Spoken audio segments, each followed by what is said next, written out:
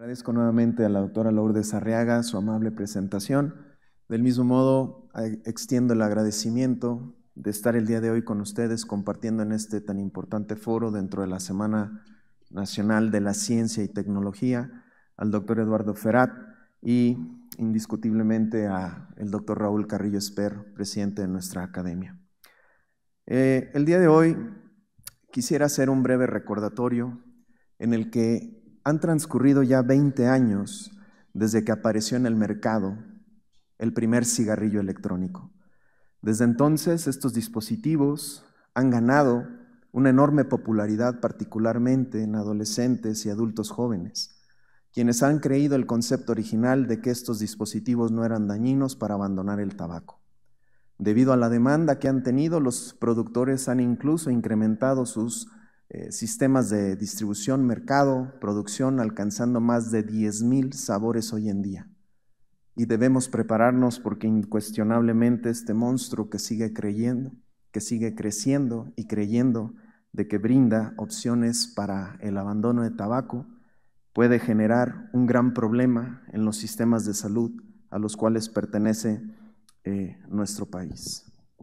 Por ello, es de que el día de hoy platicaré con ustedes sobre los avances que hemos tenido en el conocimiento del daño que ejercen el contenido de los cigarros electrónicos para llegar a conocer al día de hoy cuáles son estas diferencias y condiciones que se vinculan al consumo del cigarro electrónico a través de una encuesta que generamos en poco más de 8,000 estudiantes en nuestro país. Ciertamente, para esta conferencia no tengo ningún conflicto de interés y me gustaría destacar que nunca tendría alguna relación con la industria del tabaco. Bien, el vapeo desde un inicio se ha comercializado como una estrategia segura, incluso más allá que fumar los cigarrillos convencionales. Sin embargo, antes de la propuesta, pues nos parece a muchos que nos faltaban datos sobre su seguridad. Entonces, esta polarización entre, por una parte, tener datos confiables que hablaban de la seguridad, de poder desvincular a un sujeto del cigarro convencional, pues contradecía lo que se generaba paulatinamente de la información médica de potenciales daños a la salud. Por ello, es que la industria, a través de sus mensajes, ha generado que la sociedad que los recibe tenga ciertos dotes de indignación. ¿Cómo es posible que generen estas controversias en algo que nos puede ayudar? Bueno, es que las controversias surgen porque posiblemente no tengamos la historia completa a tan solo un par de décadas en las que ha surgido el dispositivo. No obstante, se siguen fortaleciendo estos vínculos para tratar de normalizar y seguir promoviendo el consumo del cigarro electrónico, de tal forma que la percepción social a través de hipótesis y planteamientos en las que la socialización y los comportamientos aceptables en los que jóvenes y adultos jóvenes buscan pertenecer a grupos sociales, pues es lo que fundamenta la racionalización de todas las estrategias de mercado que llevan a que se acepten convencionalmente, y dejo en letras un poco menores, dado que así lo perciben en ocasiones en la sociedad, la toxicidad que compromete la salud del individuo. Todas estas estrategias han generado que paulatinamente se incremente el consumo de estos dispositivos en nuestra sociedad.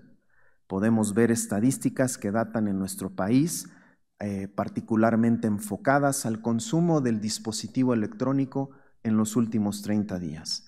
Nosotros podemos ver cómo incluso existe un incremento para 2019 y que posteriormente vuelve a decrecer. Sin embargo, comparado con el 2015, podemos ver que el uso del dispositivo electrónico, del cigarrillo electrónico, ha incrementado 2.5 veces entre adolescentes, sobre todo en los grados entre el 9 y el 12, que corresponde alrededor de la preparatoria y los primeros indicadores de licenciatura. En parte, el efecto de la pandemia por COVID-19 promovió el impulso en el consumo de los cigarros electrónicos. Ustedes pueden ver en la lámina cómo de 203 jóvenes encuestados, la razón de la pandemia por COVID-19 fue la más frecuente por la cual incrementaban el consumo del vapeo. Y el motivo central, la adicción, es decir, necesidad de nicotina ante una situación muy estresante y particularmente al estar confinados, limitados en movimiento, pues incluso algunos señalaban que lo utilizaban en exceso para perder peso. Simultáneamente, también se registró para este tiempo de la encuesta que 12% de los jóvenes utilizaban simultáneamente cigarro electrónico y hasta 1 de cada 10 de ellos consumían tetrahidrocannabinol. ¿Qué más ha logrado la industria al conocer esta información? Ha logrado modificar los dispositivos originales con los cuales se entregaban la liberación de la nicotina, de tal forma que hoy en día ha utilizado un producto desechable. Y ya se han hecho evaluaciones para conocer cuáles son los impactos de un producto desechable. Sabemos que promoverán un mayor consumo de los dispositivos y particularmente un mayor número de veces al día. Entonces, si sabemos que se están creciendo los índices mercadotécnicos de un dispositivo al alcance de nuestros adolescentes y adultos jóvenes, pues ¿qué hemos logrado junto con ellos? Avanzado en el conocimiento del daño vinculado al cigarro electrónico. Y me permitiré hablar particularmente como especialista respiratorio, propiamente en el daño integral al pulmón. El cigarro electrónico, sabemos hoy en día que es capaz de inducir rutas de inflamación en el parénquima pulmonar. En un estudio muy elegante, porque incluso al incluir no fumadores, accedieron a que se les realizara una broncoscopía con lavado broncoalveolar, con lo cual obtuvieron muestras para poder analizar en ellos que participaba como mediadores de la ruta de inflamación. Entonces, podemos ver que en este grupo de participantes, adultos jóvenes, había citocinas que se expresaban en mayor proporción comparado con los que nunca habían estado expuestos al cigarro electrónico. Y particularmente sabemos que estas citocinas como interleucina 1 beta, interleucina 6 y el interferón gamma se encuentran vinculados con cáncer y enfermedad pulmonar obstructiva crónica. Más aún, uno de los objetivos centrales por los cuales abrazan, atrapan y vinculan con el consumo del cigarro electrónico a los jóvenes es el uso de los saborizantes. Hoy sabemos que los saborizantes, particularmente aquellos que derivan del mentol o el tabaco, están vinculados con fallas en el proceso de reparación del epitelio respiratorio. Lamentablemente, como comentaba al inicio, hoy existen más de 10,000 diferentes mezclas en sabor e intensidad que llevan al consumo del cigarro electrónico entre nuestros jóvenes y por lo tanto cada vez más están expuestos a sustancias que la gran mayoría de ellos desconocen. Y si hablamos particularmente de qué tanto daño puede ocasionar entre mayor sea el uso del dispositivo electrónico, se han hecho análisis como suelen pasar todos los exámenes contra drogas sintéticas elaboradas a través de muestras en orina. Se ha identificado metales pesados que son conocidos por todos como es el plomo y partículas de radiación, partículas que emiten radiación, y esto está vinculado que entre más veces utilicen el dispositivo al día comparado con aquel que lo utiliza ocasionalmente, definido como 1 a 5 días al mes, va a tener una mayor concentración en orina de estas partículas. Y sobre todo, es de llamar la atención que tanta mezcla de sabor para lograr ese objetivo está relacionado estrechamente con una mayor concentración de uranio en orina en estos sujetos. Y quiero destacar de su lado derecho que la inhalación de partículas de uranio puede ocasionar radiaciones a los tejidos internos, sabiendo que esto puede contribuir con las alteraciones del DNA, y si sabemos que retrasan los procesos de reparación del epitelio respiratorio, incuestionablemente en algún momento va a condicionar el riesgo de cáncer, particularmente cáncer de pulmón. Ahora bien, con frecuencia se desconoce, y aprovecho en ocasiones para señalarles a nuestros alumnos que se les ha vendido el concepto de que el cigarro electrónico no es dañino, dado que lo que estamos expulsando es vapor. Y los pongo a reflexionar a ellos en el sentido de que si están seguros que lo que están expulsando es vapor, porque a mi entender, y yo creo que de los aquí que estamos presentes, como saludando a los que están en línea, vapor es cada exhalación que hacemos, y lo puedo hacer en este momento y no se visualiza el vapor. Lo que en realidad están ustedes observando es un condensado de partículas al momento que cambia la temperatura del interior del organismo con el exterior. Entonces se han llevado estudios en el que se ha tratado de identificar cuánto componente en el condensado existe de estos metales pesados y qué asociación tienen con el circuito que depende de una batería. Y se ha encontrado, como pueden ver en los gráficos, una mayor concentración dependiente de la batería. Y es que la batería les han dado el mensaje de que este va a ayudar a que procesen mejor todo el sistema de calentamiento que tiene el cigarro electrónico, cayendo erróneamente en el mensaje, dado que tiene una mayor asociación con concentraciones, particularmente de plomo, en estos condensados que se obtienen de los pacientes. ¿Qué pasa con el rendimiento cardiovascular y la tolerancia al ejercicio?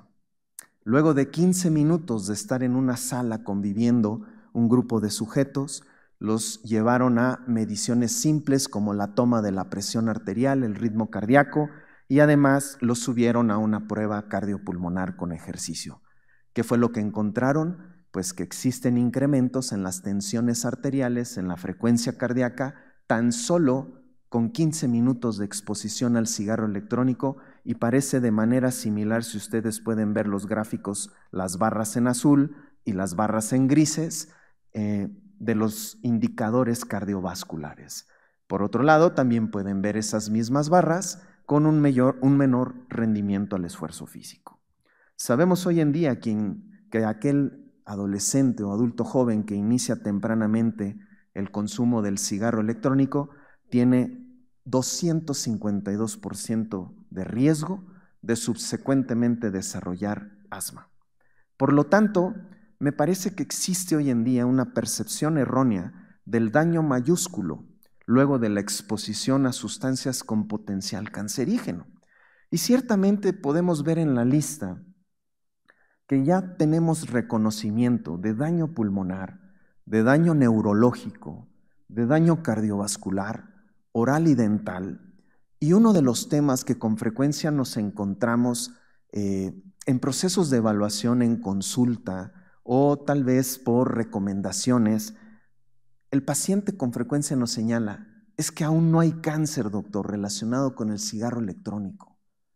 Pues yo les digo, ciertamente, pero solo es cuestión de tiempo.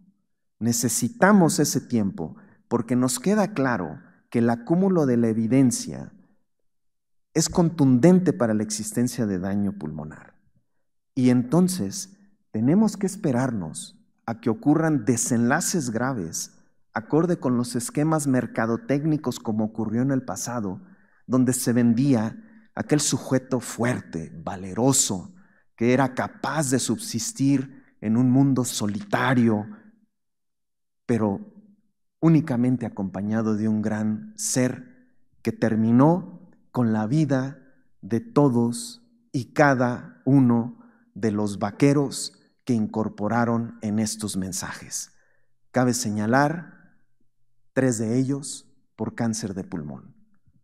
Por lo tanto, al igual que el pensador de Rodin, pues decimos, bueno, ¿y qué ocurre en nuestro país?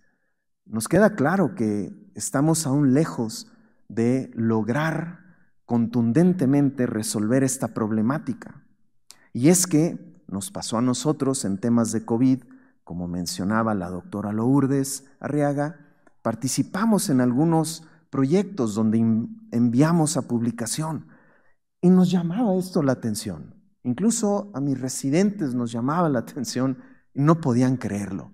Decían, ¿es correcto, doctor, que México es un grupo subrepresentado en la literatura académica? Pues lo dejo a colación y que sirva de un impulso para seguir generando información, porque al menos tengo la tranquilidad de que ya se ha publicado información. Estos datos del 2015, en el que se fueron con un poco más de 10,000 encuestados, Ciudad de México, Guadalajara, Monterrey, entre 11 y 14 años.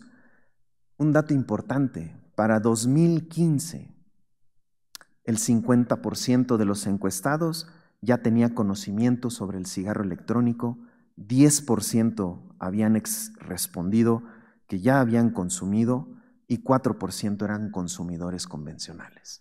Lamentablemente, y lo pongo en ese sentido, un poco delicado, pero el 5% de los padres, no obstante un porcentaje minúsculo, no permitieron que los hijos contestaran la encuesta, cuando debemos de tener esa apertura para obtener esta información.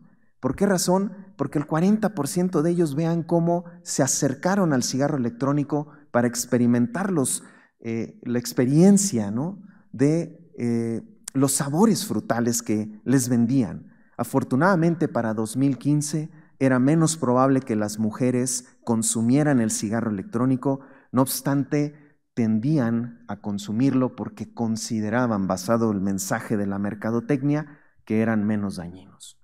Y de ahí me brinco hasta 2022, donde la encuesta de salud y nutrición nos pone un panorama, pues parece muy prometedor, porque a diferencia del resto del mundo, donde los indicadores señalaban ir en un incremento exponencial con el consumo y ser vapeadores vigentes, a nosotros nos decían que del total de la población encuestada, un número relativamente pequeño, 2.6% de mexicanos, utilizaban el cigarro electrónico. Y entonces nos planteamos, dijimos, bueno, pues es que ciertamente pueden existir estas problemáticas de regulación en Latinoamérica, pero por lo menos nosotros desde el 2020 se han generado decretos en los que queda prohibida la importación de cigarros electrónicos. Posteriormente se fortalece para establecer que se prohíbe la distribución y manufactura, y finalmente el año pasado hay una reforma constitucional que prohíbe cigarros electrónicos, vapeadores, además de algunas otras sustancias ilícitas.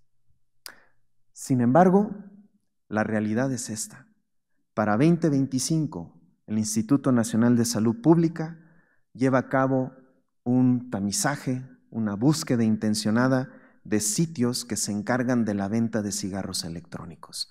Podemos ver que los primeros 4 lugares, la Ciudad de México, Jalisco, Nuevo León y el Estado de México, encontraron 695 puntos de venta electrónicos con 481 puntos de venta físicos, de los cuales en promedio venden 12 diferentes tipos de marca y hasta 21, 22 tipos de líquidos para vapear. El cartucho líquido, además de importación, el 14% no se conoce el origen de donde proviene y solo 35% de los sitios verifican la edad del consumidor, en la que solo el 10% describen por completo el contenido del líquido.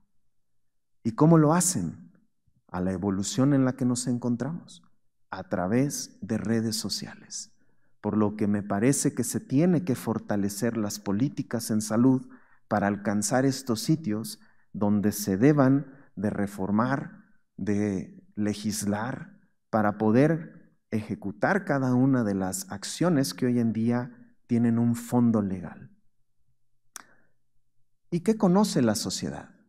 Porque tenemos claro que existen nuestras leyes, pero ¿existen una adecuada distribución, impulso, conocimiento sobre la prohibición de los cigarros electrónicos? Cerca de 2,000 encuestados, 73% varones. Vean el rango de edad, entre 18 y 29 años. Conocen la prohibición tan solo el 27% de ellos. Procedieron a conocer cuáles son los factores que pueden ayudar a que una persona apoye la prohibición o que tenga conocimiento de la prohibición. Vemos que es mucho más probable que si conocen las leyes van a apoyar que se prohíba. Aquel sujeto que tiene intención de abandonar el cigarro convencional también es mucho más probable que apoye la prohibición. Por otro lado, es menos probable aquel que no perciba que el cigarro electrónico genera daño a su organismo, asimismo que tenga un familiar que utilice el cigarro electrónico. Bien, pues entonces nosotros justificamos el presente estudio porque creemos firmemente que existen percepciones erráticas con respecto a la seguridad que tiene el vapeo y que esto puede generar una falsa sensación al visualizarlo como una alternativa. La falta de acceso a información actualizada y contundente puede condicionar que se tomen decisiones con base desinformada y esto ponga en riesgo la salud de la persona. Y a pesar de la existencia de la modificación a las leyes que intentan disuadir a la población de consumir los vapeadores, debemos continuar el trabajo para identificar áreas de oportunidad a partir de las percepciones, actitudes y conocimiento que tienen los grupos vulnerables, es decir, adolescentes, adultos y jóvenes. Por lo que el objetivo principal de nuestro estudio fue indagar el nivel de conocimiento, la percepción y actitud que tienen hacia el uso del cigarro electrónico entre los adolescentes de preparatoria, licenciatura, pasantía y o servicio social en universidades públicas y privadas. Este estudio, cabe señalar, tiene un fundamento ético de investigación que fue aprobado y encuestamos a través de 31 preguntas vía Google Forms estudiantes de preparatoria y licenciatura con edad entre 14 y 29 años de edad, sexo indistinto, que se encontraran en cualquiera de los siguientes grados académicos, ya sea cualquier año semestre lectivo de preparatoria, cualquier año semestre de licenciatura. Con base en ello, no me detendré por estas diapositivas, es el cuestionario en la que incluimos 6 preguntas sobre la percepción que tenía, el conocimiento que tenían los participantes, 5 preguntas sobre la percepción en el cigarro electrónico y cuál era la actitud de cada uno de estos estudiantes. Involucramos 15 preguntas. No omito mencionar que estas preguntas se adaptan de otros cuestionarios que han sido implementados a lo largo y ancho de nuestro planeta. Estos son los resultados. Vemos cómo la gran mayoría de los encuestados provienen de escuelas públicas, hasta un 22% de escuelas privadas, y de ellos, comparado con los datos del 2015, donde los adolescentes entre 11 y 14 años en particular, el 50% tenían conocimiento del cigarro electrónico, vemos cómo ahora se ha prácticamente duplicado. El 98% de los adolescentes encuestados conocen el cigarro electrónico. El motivo principal siguen siendo los sabores por los cuales se aproximarían o entrarían en contacto con el cigarro, y 23%, no esa suma relativamente pequeña que nos mencionaban en 2022 del 2.6%, me atrevo a decir 10 veces más de lo que se percibía para ese entonces. Hasta cerca de un 20% de ellos hoy en día utiliza simultáneamente tabaco, es decir, es un consumidor dual, y en los últimos 30 días lo ha utilizado el 33.5% de los encuestados. La razón principal por la cual utilizan tabaco es por situaciones de estrés. El 7% de nuestros estudiantes utiliza simultáneamente al cigarro electrónico THC y particularmente por situaciones en las que no tienen alguna otra actividad y lo enfatizaban como aburrimiento.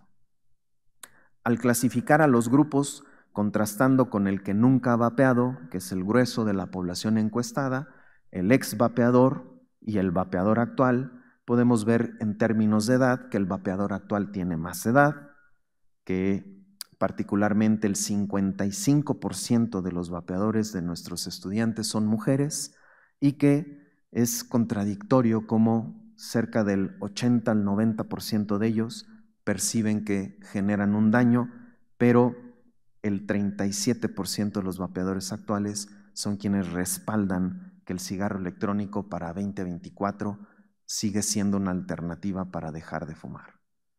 Explorando el conocimiento del contenido del cigarro electrónico, podemos ver cómo alrededor del 25-30% de los estudiantes no conocen cuál es el contenido.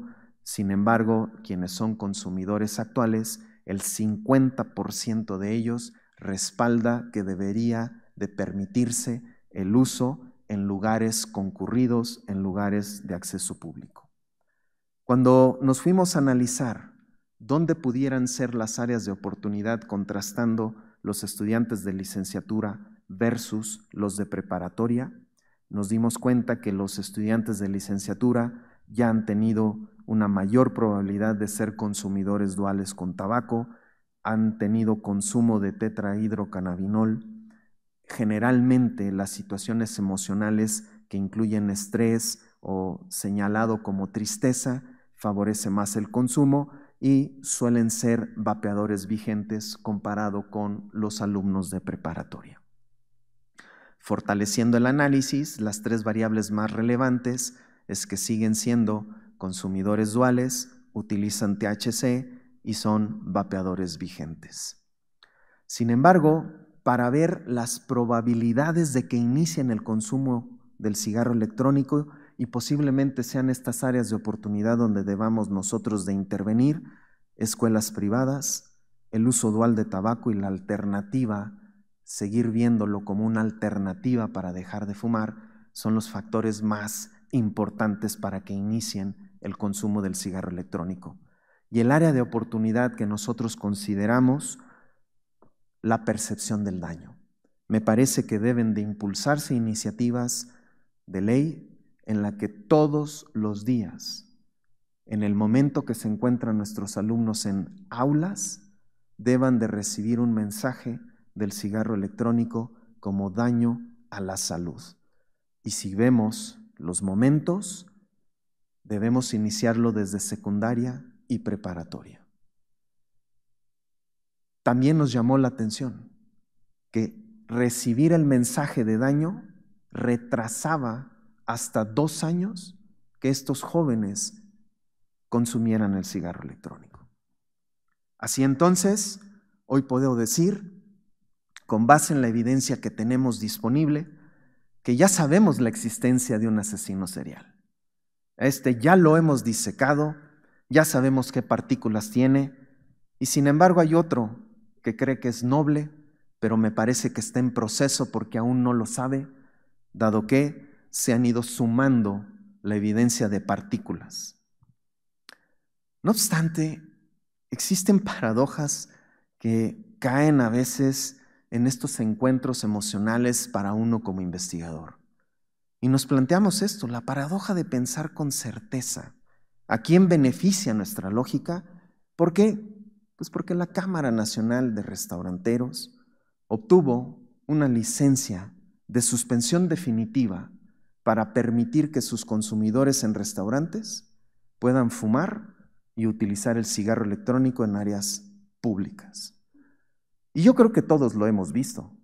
Llegamos a estos lugares y vemos que alguien saca un dispositivo electrónico. Y no nos atrevamos a decir algo, porque puede ser que nos retiren del lugar. Pero es justamente esta paradoja.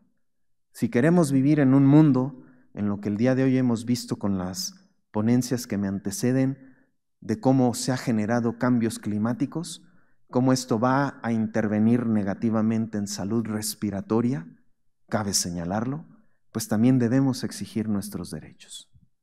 Yo puedo concluir, para terminar, que nuestra información respalda que hay un incremento exponencial en el número de consumidores de cigarro electrónico en nuestro país, que para reducirlo necesitamos sensibilizar a la población sobre los riesgos en salud vinculados al consumo del contenido del cigarro electrónico, que existe información, y les adelanto, ya vamos muy avanzados en el proceso de evaluación de esta información para quedar en una revista de un impacto moderado que creemos ahora tendríamos nosotros la necesidad de divulgarla para que se haga más extensiva hacia los jóvenes, adolescentes, adultos jóvenes, con base en la percepción y el conocimiento. Necesitamos fortalecer las medidas antitabaco y posiblemente esta sea una exigencia en materia de salud, porque si nos esperamos y seguimos observando, considero que esto puede generar complicaciones en nuestros servicios de salud ya debilitados. No omitiré agradecer particularmente a la doctora Esperanza Figueroa Hurtado, que además es mi esposa, es neumóloga pediatra, quien generó esta idea, es el eje central del presente proyecto, responsable de generar la pregunta de investigación, y ella inició la difusión de la información yendo a las universidades, yendo a las preparatorias, haciéndoles ver la situación, luego de una experiencia en un congreso internacional donde veíamos jóvenes desde los 10, 14 años aproximadamente con un dispositivo electrónico en la mano. Asimismo, a las autoridades de la Universidad Autónoma de Yucatán, particularmente a la licenciada Naomi Trejo, a la licenciada Viridiana Pacheco por su apoyo en la difusión en las escuelas y universidades públicas en Mérida, Yucatán, también a los profesores de la Facultad de Medicina de la Universidad La Salle, México, a la Universidad Anáhuac Maya por abrirnos las puertas para hacer la difusión de la información. Y este es mi grupo de trabajo, que sin ellos yo no estaría el día de hoy por acá con ustedes compartiéndoles toda esta información. Agradezco nuevamente su atención. Muchísimas gracias. Muchísimas gracias, doctor Arturo Cortés Telles. De verdad, una muy iluminadora y preocupante serie de datos que nos ha presentado. Tenemos varias felicitaciones de las personas que nos acompañan en línea, así como también hay quien entre comentario y pregunta nos hace llegar de, bueno, esto de que pase como inofensivo y estar normalizando su uso en jóvenes. ¿Cuáles serían las mejores medidas para que el mensaje sea más contundente?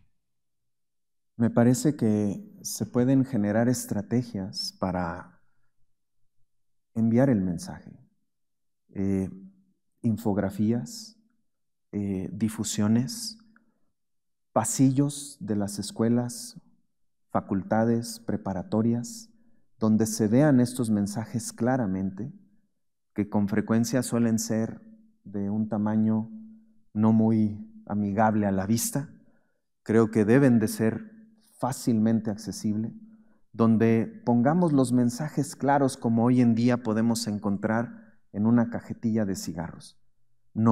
Al momento que se generaron las normas de que todo contenido de tabaco iba a contribuir con daño en la salud, me parece que debe de ocurrir de la misma manera.